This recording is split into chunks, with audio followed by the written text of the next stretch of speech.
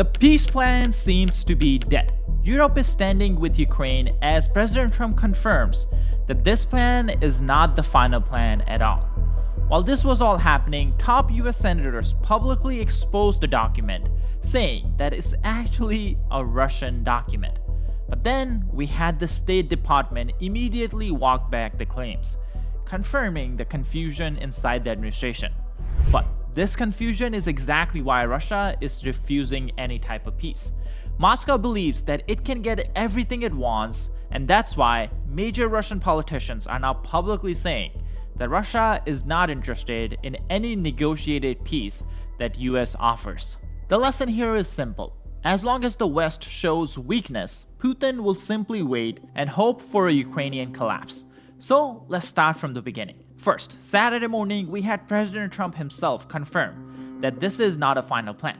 Take a listen yourself. Is the Russia-Ukraine plan problematic? Is this your final offer to Ukraine?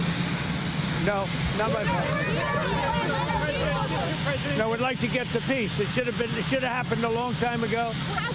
The Ukraine war with Russia should have never happened. If I were president, it never would have happened. We're trying to get it ended. One way or the other, we have to get it ended. So Well, hours after this, Senator Round held a press conference with 3 other senators and said publicly that Marco Rubio himself, the Secretary of State, called the senators and let them know that this plan is not a US document. It is a Russian document that was leaked, and now the United States is trying to get ahead of it. Now, this was all happening while Marco Rubio was on his way to Switzerland to negotiate with Europe and Ukraine regarding this peace plan that Ukraine was sent. And according to these senators, Marco Rubio is saying that this is not even a US peace plan. Take a listen. Senator Shaheen mentioned that Secretary Rubio did make a phone call to us this afternoon. I think he made it very clear to us that we are the recipients of a proposal that was delivered to one of our representatives. It is not our recommendation. It is not our peace plan. It is a proposal that was received, and as an intermediary, we have made arrangements to share it, and we did not release it. It was leaked. It was not released by our members or our representatives. So as we move through on this thing here, Representative Rubio has made it clear that this is an opportunity to have received it and that it has been utilized and delivered to the Ukrainians and that they will have an opportunity to respond. This was clearly huge news because there was already a lot of speculation going on about the fact that this document sounded a bit not English. And what I mean by that is legal documents in English don't usually use the phrase that this document had, but the phrases sounded very common in Russian legal documents. So many people were speculating, saying that maybe this was a Russian document that was just translated into English. So this statement from Senator Rounds, Senator Angus King, and Senator Shaheen kinda confirms what a lot of people were already theorizing. But very quickly, this news was put to rest. The statement refuting this claim came from none other than the State Department. First, we had a deputy spokesperson say, "This is blatantly false."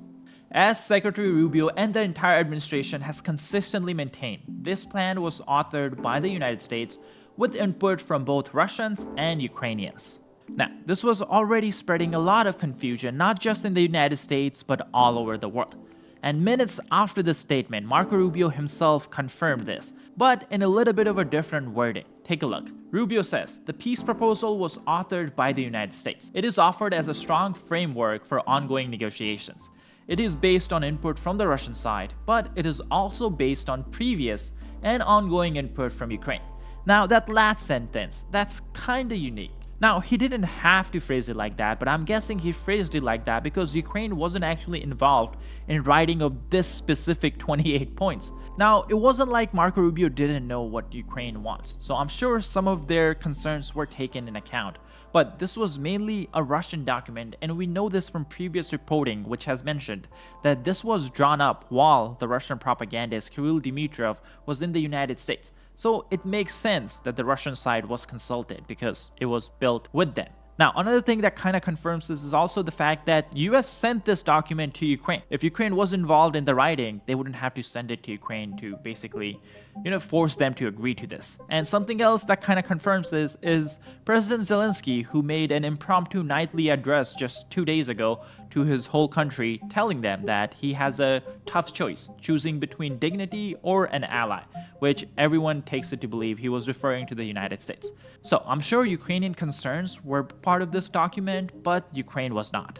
This is exactly why negotiations are going on right now. Now, I'm recording this on Saturday night, but this video will likely go out on Sunday morning. On Sunday, there's a meeting going on between the United States, the UK, France, Germany, and Ukraine in Switzerland, in Geneva to be specific.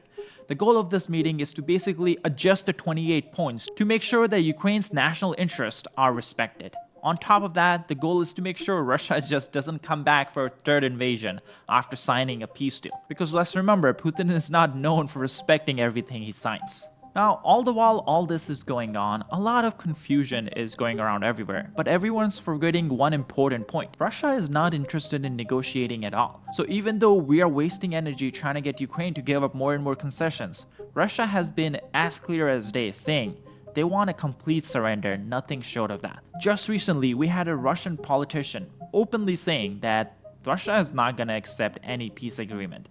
Take a look. Russian MPs are not even trying to hide that Russia has no intentions of abiding by any peace agreement. Russian Parliament Minister Alexei Zuralev said, "It would be strange to equate the plan presented by the United States with Russia's demands. Any agreement proposed by the US or the EU will never lead to a lasting peace. The conflict can be fully and definitively resolved only in the event of our clear victory on the battlefield and Ukraine's capitulation. This is exactly what the Russian army is currently working on, quite successfully. Any other outcome would only postpone the confrontation. The American idea is to leave Ukraine as a restraining factor against Russia. Even if it is territorially and militarily reduced, it will still pose a significant threat to us, and military presence would be required along the western borders." Now, you guys may not expect me to say this, but he does make a good point. And to explain this, let me use one of my favorite quotes. This quote is from the former Secretary of State, George Stultz. He was the Secretary of State under President Reagan, and he played a big part in creating the US foreign policy that brought down the Soviet Union.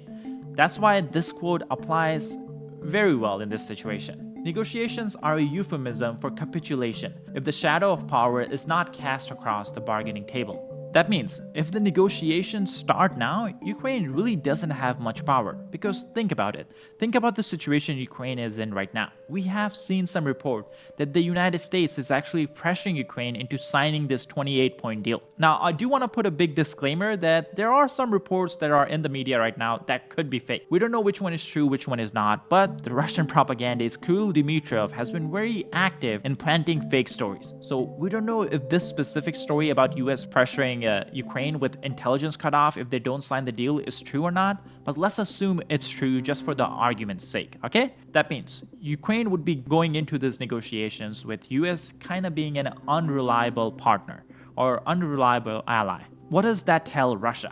From Putin's point of view, all he has to do is wait out the United States' support falling out and wait for a divorce between the United States and Ukraine. That way, there will be a situation like South Vietnam where the country just collapses after US pulls out. Not saying that's what will happen, but that's probably what Putin is hoping for. That means he's not going to go into any negotiations and accept anything less than what he wants.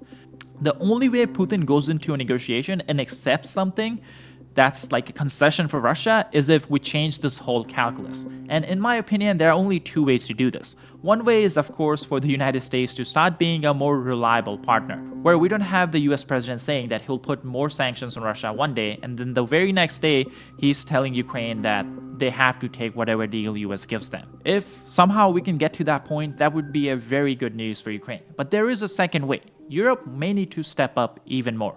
And I know Europe is already providing a lot of aid, especially this year, where EU and European countries are the only countries that are providing aid to Ukraine, and then they're using that money to buy American weapons. But Europe may actually have to give even more just to make sure that Ukraine is in a position where, they can walk into a negotiation with some kind of power cast across the negotiating table. Otherwise, there is no negotiated peace. Either Ukraine just surrenders or Russia will just continue this war. Now, Thanksgiving is coming, and I'm sure a lot of people are watching what's happening, and they're not the happiest with the United States. So this is where I do want to share a quote from Winston Churchill. You can always count on Americans to do the right thing after they have tried everything else. Now, I'm truly hoping this is how everything plays out. On some positive note though, the United States just negotiated with Belarus to free 31 Ukrainian political prisoners, and their reaction was very telling. Here we have a clip of an 18-year-old girl who was just freed from a Belarusian jail. And she was jailed just because she's pro-Ukrainian. That was her only crime. And she thought she would never get out ever. So take a look at her reaction.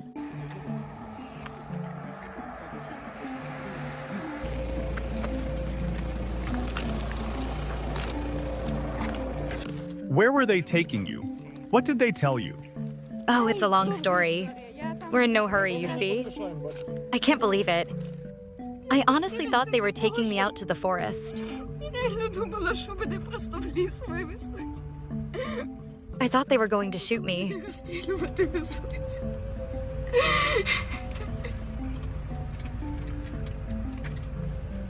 How do you feel now? Very good. Very good? Very good. A man met me and said, "Do you know who I am?" I said, "No, I don't. How would I know?" He said, "I'm the head of the main intelligence directorate." Maybe he was joking, or maybe it was Budanov, or whoever is head of the HAR. I don't know. I've been in prison. Budanov. Well, there you go. Saw him with your own eyes. This day didn't come in vain. Yes. Now the G20 is happening right now, and we'll make a dedicated video as to what happens at that summit. But something interesting that just happened was all the Russian journalists were not allowed into a German press conference where German Chancellor Friedrich Merz had basically answered some questions. And their reaction was very funny. So take a look.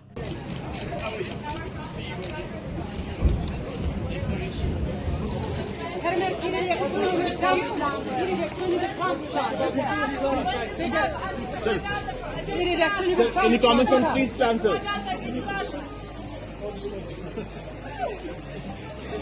That's all I have for you guys. My name is Sam, and I'll see you guys in the next video.